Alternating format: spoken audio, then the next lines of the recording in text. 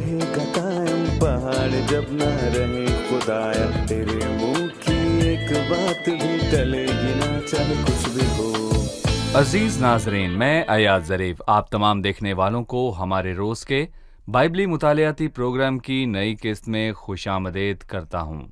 अभी हम ज़बूर की किताब का मुताला कर रहे हैं, जो कि अहद कदीम की दूसरी शायराना किताब है, और आज हम ज़बूर 73 का मुताला करेंगे। और ज़बूर 73 के साथ ही ज़बूर की 5वीं किताब में से तीसरी किताब का आगाज़ होता है। लेकिन प्रोग्राम के बाकायदा आगाज से पहले मैं स्टूडियो में मौजूद खुदा के खादिम भाई यूसुफ रियाज का खैर मकदम करूंगा। खुशामदीद भाई। शुक्रिया भाई। और स्टूडियो में मौजूद हमारे दीगर मेहमानों को भी खुशामदीद। भाई यूसुफ, सबसे पहले आप हमें ज़बूर 73 का मौजू बताइए। ये आसिफ का मज़मूर है?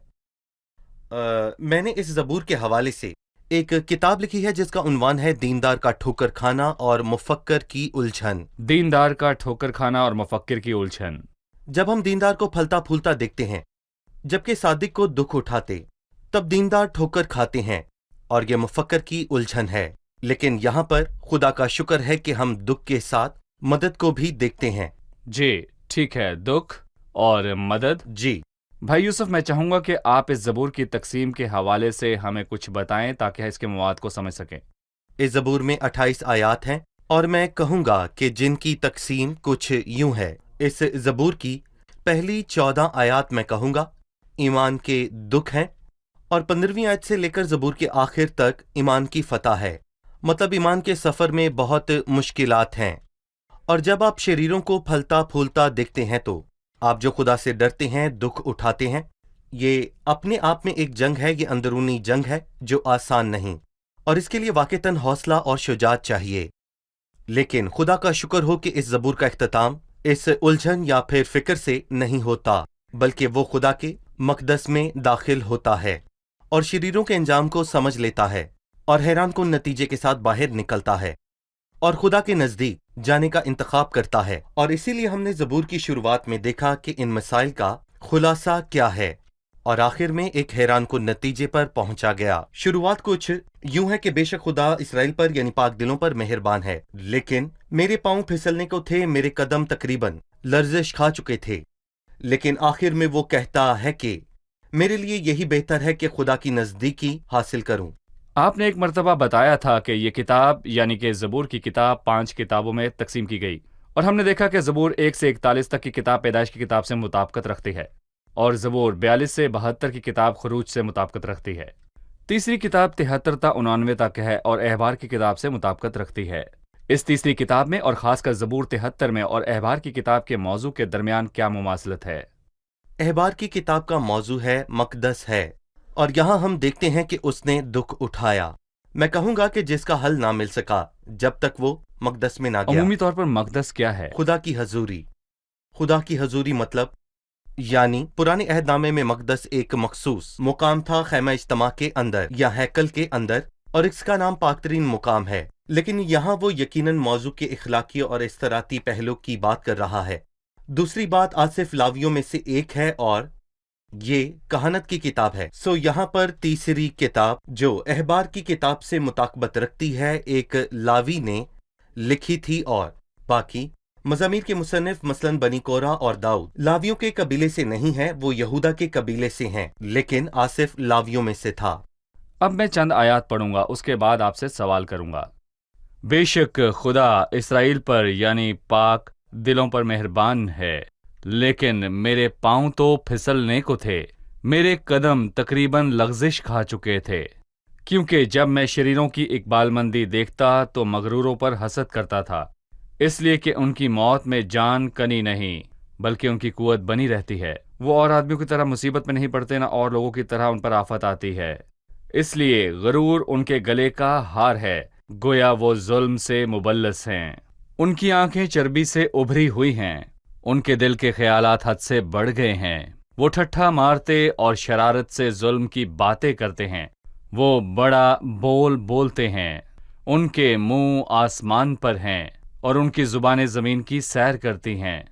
इसलिए उसके लोग इस तरफ रजू होते हैं और जी भर कर पीते हैं। वो कहते हैं, खुदा को कैसे मालूम है? क्या हक ताला को कुछ इल्म है? इन शरीरों को देखो, ये सदा चैन से रहते हुए दौलत बढ़ाते हैं। भाई यूसुफ, इन आयात पर तबसरा करें जो हर जमाने के ईमानदारों की उलझन और ठोकर के सबब की इकासी करती हैं। इस तजर्बे का खुलासा इस आयत में मिल सकता है कि मैं मगरूरों पर हसद करता था जब तक मैंने जाकर उनके अंजाम को ना सोचा।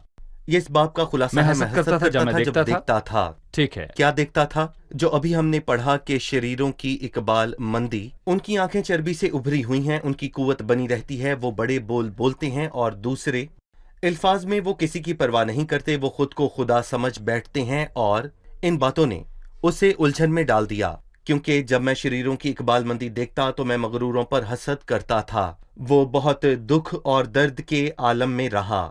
यकीनन मैंने अबस अपने दिल को साफ और अपने हाथों को पाक किया, जब तक कि मैंने खुदा के मकदस में जाकर उनके अंजाम को ना सोचा। और खुदा ने उसे एक बात बताई जिस बात पर उसने पहले गौर ना किया था, कि शरीरों के दिलों पर चर्बी चढ़ गई है, वो मोटे हो गए हैं। जैसे ज़िबा के वक्त जानवर होते हैं, वो बढ़ते हैं और फूलते चले जाते हैं, लेकिन वो दिन आता है जब उन्हें ज़िबा किया जाएगा। यकीनन तो उनको फिसलनी जगहों में रखता है और हलाकत की तरफ धकेल देता है। वो दम भर में कैसे उजड़ गए, ये तब हुआ जब वो खुदा के मकदस में दाखिल हुए। सही। हम एक वक्फे के बाद मेहमानों के सवालात के साथ हाजिर होंगे। नाज़रीन, मिलते हैं एक छोटे से वक्फे के बाद। हमारे साथ रहिए। अजीज नाज़रीन, अगर आप वफादार हैं और खुदा के साथ चलना चाहते हैं तो आपका दिल पाक हो, ये ज़ाहिरी और सीधी सादी बात है। जैसे कि दिन के बाद रात आती है, हम खुदा से फ़क्त इसी बुनियाद पर मिलते हैं कि उसने हमें पाकी किया, और जब हम मसीह को कबूल करते हैं तो गुनाहों की माफ़ी पाते हैं। हम मसीह के खून से धुलते हैं और पाक कलाम पर भी अमल करते हैं।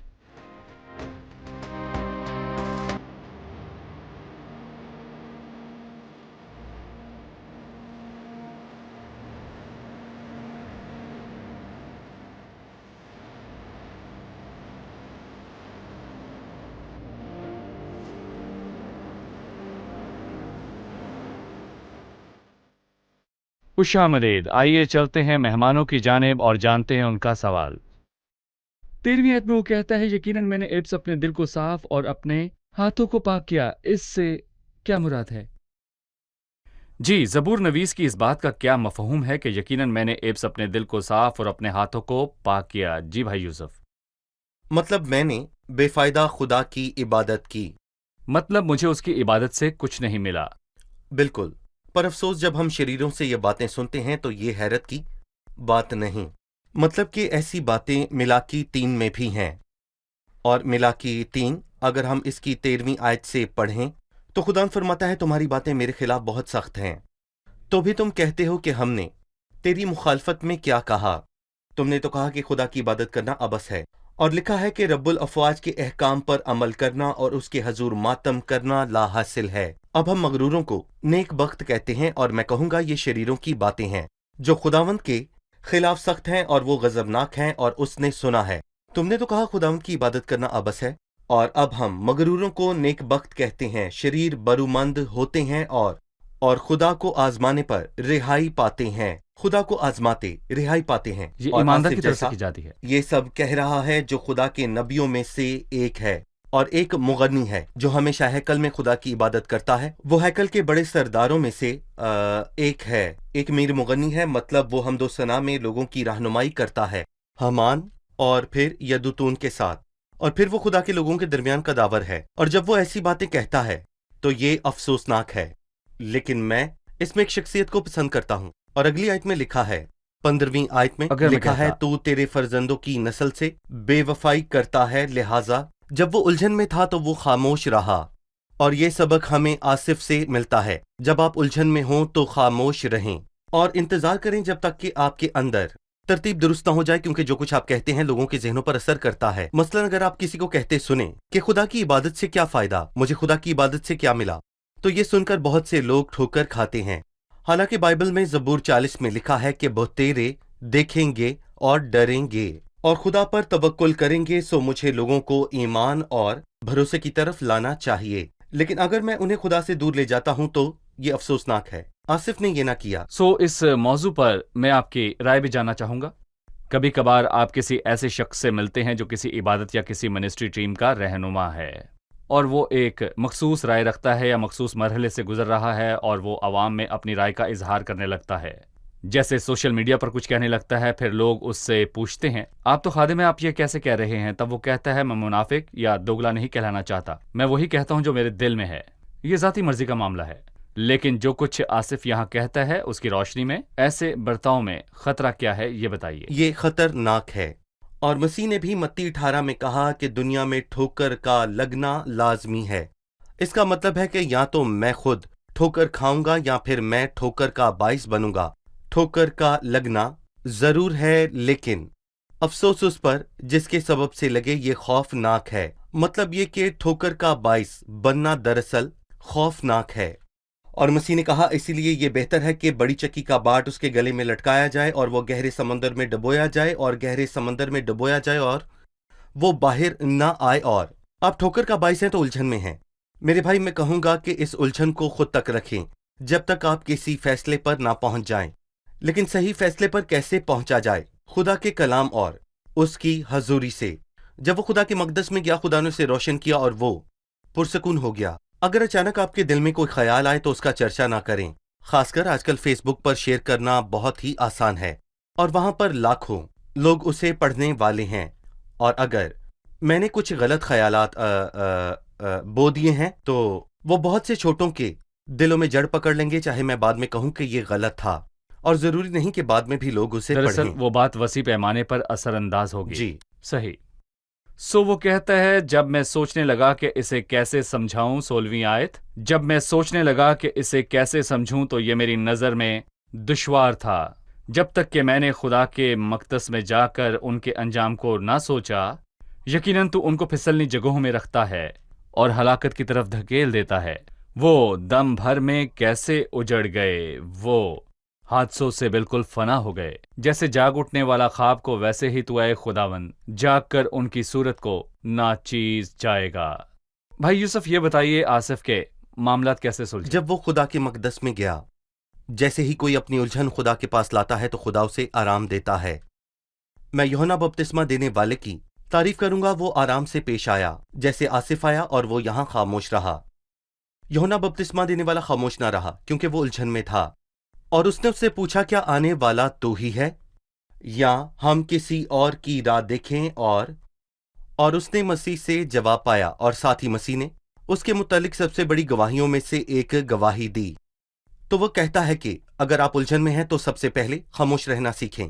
اور دوسری بات جو میں کہوں گا کہ سب سے اہم بات ہے کہ اگر آپ الجھن میں ہیں تو خدا کی حضوری میں جائیں اور گھٹنوں کے بل ہو کر کہیں، اے خدا، میں تیرے کاموں کو نہیں سمجھتا اور تیرے معاملات نہیں جانتا۔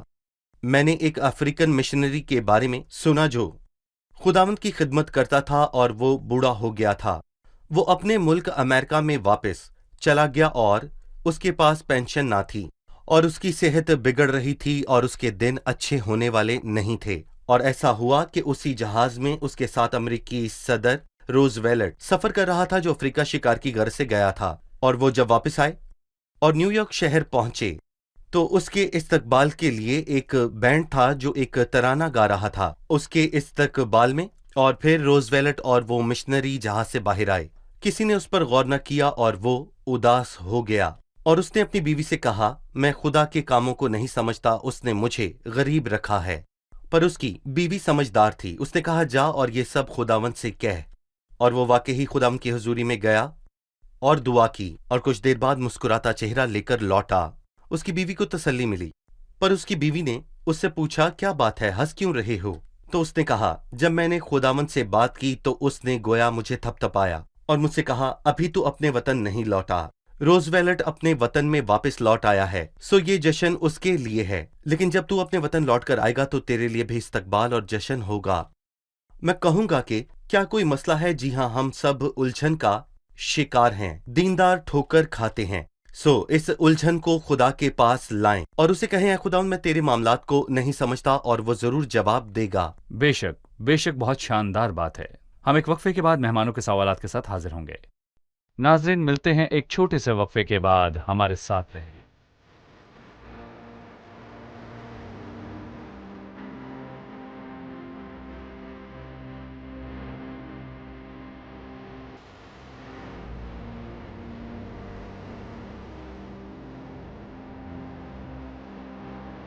وقفے کے بعد حاضر ہیں. آئیے چلتے ہیں زبور 73 کے مطالعے کی طرف اور لیتے ہیں مہمانوں سے ایک سوال. جی سوال کیجیے. 18ویں اور 19ویں آیت میں وہ شریروں کے انجام کے متعلق بتاتا ہے، لیکن کچھ باتیں واضح نہیں ہیں. مثلاً یقیناً تو ان کو پھسلنی جگہوں میں رکھتا ہے اور ہلاکت کی طرف دھکیل دیتا ہے. وہ دم بھر میں کیسے اجڑ گئے؟ وہ حادثوں سے بالکل فنا ہو گئے. ہلاکت اور اجڑ جانے اور فنا ہو جانے سے کیا مراد ہے، اور ہم شریروں کے انجام سے کیا سیکھتے ہیں؟ ٹھیک ہے. کہا جاتا ہے کہ سبق انجام میں ہوتا ہے اور یہاں شریروں کا انجام ہے. شریروں کا انجام یہاں کیا ہے؟ میں کہوں گا کہ میں 5 بڑی سنجیدہ باتوں کو دیکھتا ہوں جنہیں آصف نے سمجھایا. یقیناً اس نے ان باتوں کو پہلے دیکھا. جب آپ ایک تصویر کو دیکھتے ہیں تو آپ توجہ نہیں دیتے، پھر آپ کچھ ایسا سمجھ جاتے ہیں جسے آپ نے پہلے دیکھا یا سمجھا ہوتا ہے. وہ 5 چیزیں کون سی ہیں جو آصف نے سمجھائیں جب وہ خدا کے مقدس میں گیا؟ گویا وہ خدا سے پوچھ رہا تھا کہ میں دیندار کیسے ہوں، جبکہ میں تو ہر صبح سزا پاتا ہوں اور وہ اپنی دولت بڑھاتے ہیں. خدا نے اسے روشن کیا. یقیناً تو ان کو پھسلنی جگہ پر رکھتا ہے. وہ کہنا چاہتا ہے وہ اس انجام سے بچ نہیں سکتے. جب کوئی پھسلنی جگہ میں ہے تو وہ بچ نہیں سکتا. انجام ان کا ناگزیر ہے. انجام ناگزیر ہے. صحیح. اور دوسری بات تو ان کو ہلاکت کی طرف دھکیلتا ہے تو نہیں ان کو ہلاکت میں دھکیلا. وہ دم بھر میں اجڑ گئے یعنی نقصان اور بے قدری اور بنجر زمین کا منہ دیکھا. وہ حادثوں سے ہلاک ہوں گے یعنی اچانک یا بنا خبر پائے. وہ ناگہاں برباد کیا جائے گا اور اس کا کوئی چارہ نہ ہوگا. اور وہ کہتا ہے کہ وہ حادثوں سے فنا ہوں گے یعنی کہ ان کی عدالت حتمی ہے اور بدلنے والی نہیں. وہ حادثوں سے بالکل فنا ہوں گے. ان کا کوئی چارہ نہ ہوگا. حادثوں حادثے کی جمع ہے اور یہاں کوئی ایک حادثہ نہیں بلکہ یہاں پر حادثے ہیں. حادثے. صحیح کہا. صحیح. یعنی جو خدا سے دور جاتا ہے وہ حادثوں کو اپنی طرف بلاتا ہے. اور آخر میں یہ سچ ہے کہ جیسے جاگ اٹھنے والا خواب کو، ویسے ہی تو اے خدا جا کر ان کی صورت کو ناچیز جانے گا. اور وہ زندگی کو گویا ایک خواب سے تشبیہ دیتا ہے اور اس انسان سے جو خواب سے جاگ جاتا ہے. یہاں میں کہوں گا کہ فرض کریں اگر آپ ایک برے خواب کے بعد جاگ جاتے ہیں تو آپ یہ جانتے ہیں کہ یہ حقیقت نہیں بلکہ محض ایک خواب تھا اور بالکل اس دنیا کی یہ زندگی ایسے ہی گزر جائے گی، پتہ بھی نہیں چلے گا. اگر میں خواب میں خود کو بادشاہ بنتا دیکھوں اور جا کر معلوم ہو کہ میرے پاس پانی کی بوند نہیں تو بادشاہ کیسا، یہ تو ایک خواب تھا. یا پھر مجھے ایک خواب آئے کہ میں بھیکاری ہوں جیسے کہ لازر غریب تھا اور پھر میں جاگ جاؤں اور جانوں کہ فرشتوں نے مجھے اٹھائے رکھا، تو اے خدا میں نے کیا کھویا؟ وہ خواب تھا. تو اس کی کیا حقیقت ہے؟ کیونکہ زندگی ایک خواب ہے. زندگی اور اس کی ہر بات ایک خواب ہے. ساری زندگی چاہے کوئی خوشحال جیے یا بدحال، امیر ہو یا پھر غریب، بالآخر تو یہ ایک خواب ہے جس سے جاگنا ہی بالکل. ایک خواب کی کیا وقت ہے. اور یہ بھی ہو سکتا ہے کہ میں اس خواب میں اداس ہوں اور جیسے ہی میں جاگ اٹھوں تو معلوم ہوگا یہ خواب تھا اور میں اسے بھول جاؤں گا. بھائی یوسف پھر 21ویں آیت سے وہ کہتا ہے کہ نہ صرف رفاقت میں خیال آیا جبکہ وہ مقدس سے باہر تھا اور اس نے وہ سب الجھانے والی باتیں دیکھیں بلکہ اس پر کچھ مضر اثرات بھی پڑے. جی. اس کے بعد وہ کہتا ہے اور میرا جگر چھد گیا تھا، میں بے عقل اور جاہل تھا، میں تیرے سامنے جانور کی مانند تھا، تو بھی میں برابر تیرے ساتھ ہوں. تو نے میرا دہنا ہاتھ پکڑ رکھا ہے، تو اپنی مصلحت سے میری رہنمائی کرے گا اور آخرکار مجھے جلال میں قبول فرمائے گا. بھائی ان آیات کے متعلق ہمیں بتائیے. دیکھیں جب وہ یہ کہتا ہے کہ میں تیرے سامنے جانور کی مانند تھا تو وہ اپنی بات کرتا ہے، لیکن زبور 49 میں وہ کہتا ہے آدمی جو عزت کی حالت میں رہتا ہے پر خرد نہیں رکھتا فنا ہو جاتا ہے. یعنی کہ وہ عزت کی حالت میں نہیں رہتا اور وہ خدا کی دی ہوئی عزت کی قدر نہیں کرتا. وہ جانور کی مانند ہے جو فنا ہو جاتا ہے. اور یہاں اس نے خدا سے تعلق کی، خدا کے لوگوں سے تعلق کی اور خدا کی عبادت کی قدر نہیں کی. رہنما پرستار شریر سے عارضی اور چند روزہ چیزوں کی خاطر حسد کرنے لگا. یہاں وہ کہتا ہے کہ لکھا ہے میں تیرے سامنے جانور کی مانند ہوں تو بھی میں برابر تیرے ساتھ ہوں.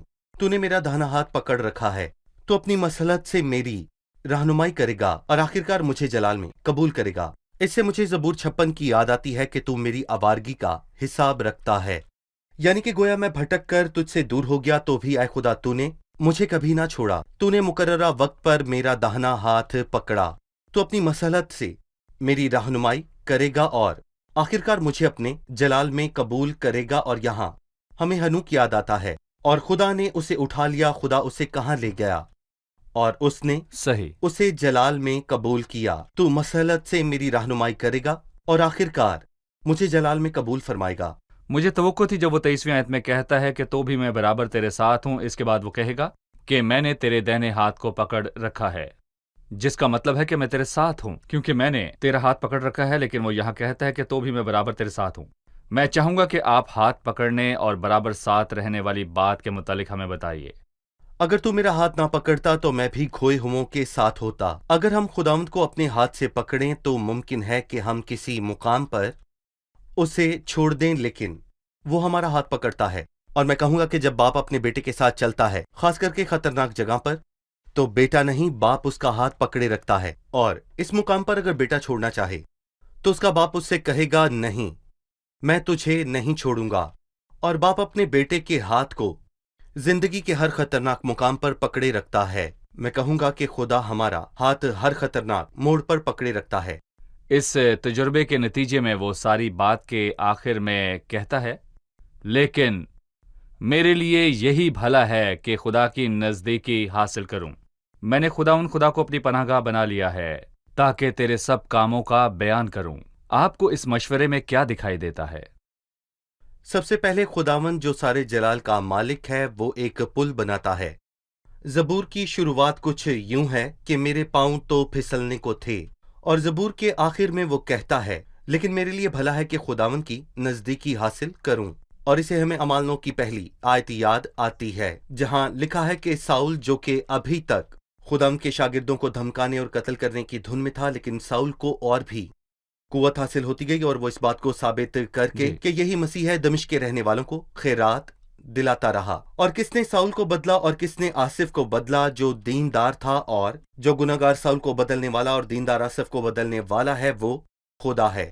दूसरी बात जो हम देखते हैं वो ये है कि जब वो शिकवों और उलझन में पड़ा तो वो खामोश रहा, लेकिन जब वो दिली और हकीकी तौर पर मुतमईन हुआ तो उसने कहा मैंने खुदावंद खुदा को अपनी पनागाह बना लिया है ताकि तेरे सब कामों को बयान करूं। जबरदस्त। फिर वो उलझन के वक्त में ना सिर्फ खुश रहा बल्कि जब वो मुतमईन हुआ वो उन बातों का ऐलान भी करने लगा। मैं ईमान लाया और बोला। जी बिल्कुल सही भाई यूसुफ, बहुत शुक्रिया। दर हकीकत ये बातें बहुत गहरी हैं और ज़बूर 73 बहुत से सवालों का जवाब है जो ईमानदारों के जहन में आते हैं, खासकर मौजूदा दौर में जबकि ईमानदार दुख उठाते, ईज़ा रसानी होती है, तब सवाल उठते हैं क्यों, फिर ये सब हमारे साथ क्यों होता है जब हम तेरे पीछे चलते हैं ऐ खुदावंद। खुदावंद आपको बरकत दे। अब वक्त हुआ है कि हम जाने मेहमानों ने क्या सीखा। जी, आपने आज क्या सीखा? अक्सर जब हम लड़खड़ा जाते हैं या उलझ जाते हैं, हम इबादतों से या खुदा की हजूरी से दूर हो जाते हैं और कहते हैं जब हम ठीक होंगे तो लौट आएंगे, जबकि खुदा की हजूरी के सिवा कुछ नहीं जो हमारे जहन को ठीक कर सके और हमें सही बात बता सके। सो हमें उसकी हजूरी से शुरुआत करनी चाहिए। सो ये अबलीस का एक फंदा है ताकि हमें खुदा से मजीद दूर ले जाए।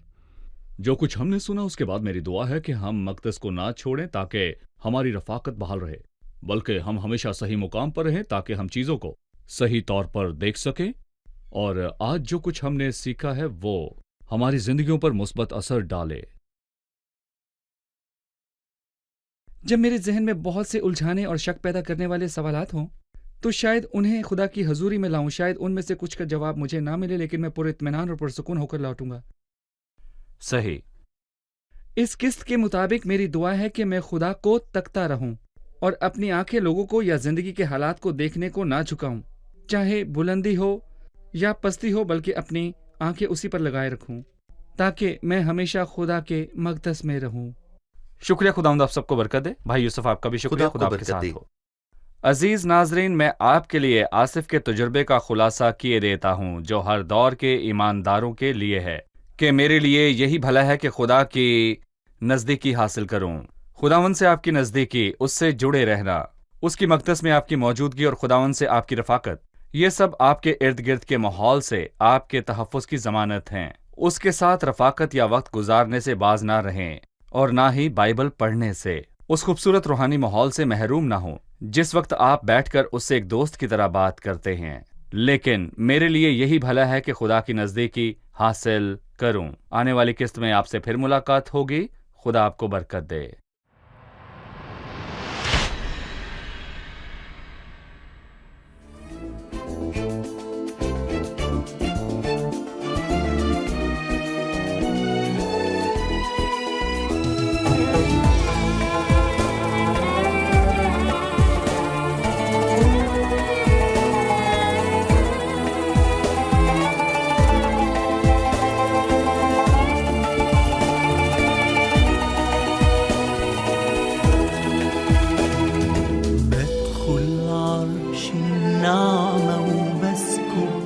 نفسي أمامك ناظر ليك، واسجد لك من قلبي وبطلب إنك ترفع نفسي إليك. بدخل عرش النعمة وبسكب نفسي أمامك ناظر ليك، واسجد لك من قلبي وبطلب إنك ترفع نفسي إليك. أصلك سامع قلبي الضال